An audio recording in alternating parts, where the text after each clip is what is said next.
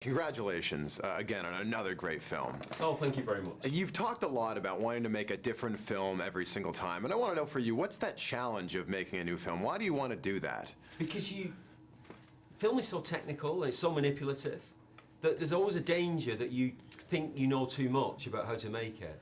And actually the wonder of it is if you can discover it as you go along, literally. Obviously you've got a script and a story and you've cast the actors, but how to tell it is you discover it as you go along. So I like, if it's possible, to find something that's got a contrast to what's done before and that you walk in innocently. And it feels like that you're discovering it for the audience on their behalf, and it's a journey for all of you, you know, and I love that feeling. Rather than feeling like you know what you're doing the whole time, sure, which you don't, really. So. You've made so many great films in the past, and I know with any job, you're learning every single day as you go along. Is there a point when you learn something on one film and you go, oh, I wish I could have applied that to another one of my films? Yes, you do have those moments. We call them l'esprit d'escalier. The French have this saying, the spirit of the staircase. When you leave a building, you just had a row or something in a room, yeah, and you leave on the way out and you think, oh, I wish I'd have said that. You know, I know perfectly what to say. So there's always that, that's bound to be there, yeah. So do you think to yourself, oh, I could have made TRANCE that much better, or 127 hours could have been greater if I had just done this?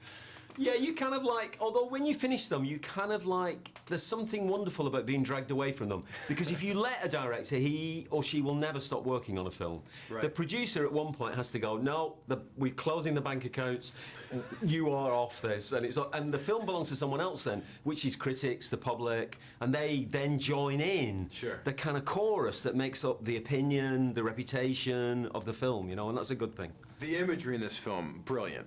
And there's a lot of reflected shots. What's the meaning behind these reflected shots in the film? Well, you've got three characters, all of whom are not what they seem. Yeah. And the way you can visually represent that in a subtle way is through mirrors, is through glass, reflected surfaces. So when they're looking at James McAvoy, there isn't just one of him, there's another one of him. And you're sending a signal to the subconscious of the audience.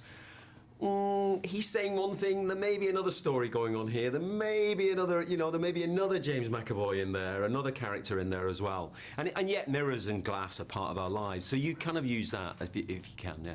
I think that you have so many trademark shots in all of your films, but for you, how would you describe a trademark Danny Boyle shot? I like to shoot wide, which is more expensive because the lighting's more complicated. Right. I like to see characters in a landscape, so it isn't just in here the whole time.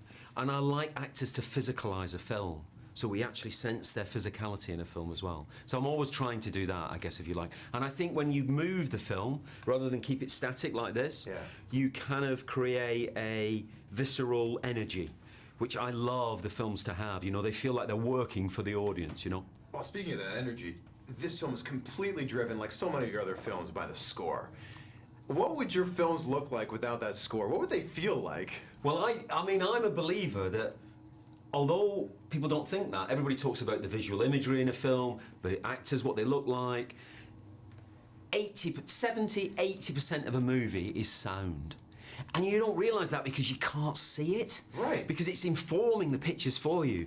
Most films, if they had crappy sound, they wouldn't work. They just wouldn't work at all. You know, you can't watch a film after 5 minutes if you can't tell what they're saying. It's just, sure, like unwatchable. Right. So that whole landscape, the recording of the voices, the sound effects, and then especially the music, for me is another character in a movie. You know, it's like a leading character, not just a kind of minor character. Right. Well, congratulations on another film, Danny. Thank you very much. Brilliant. Thank you very much.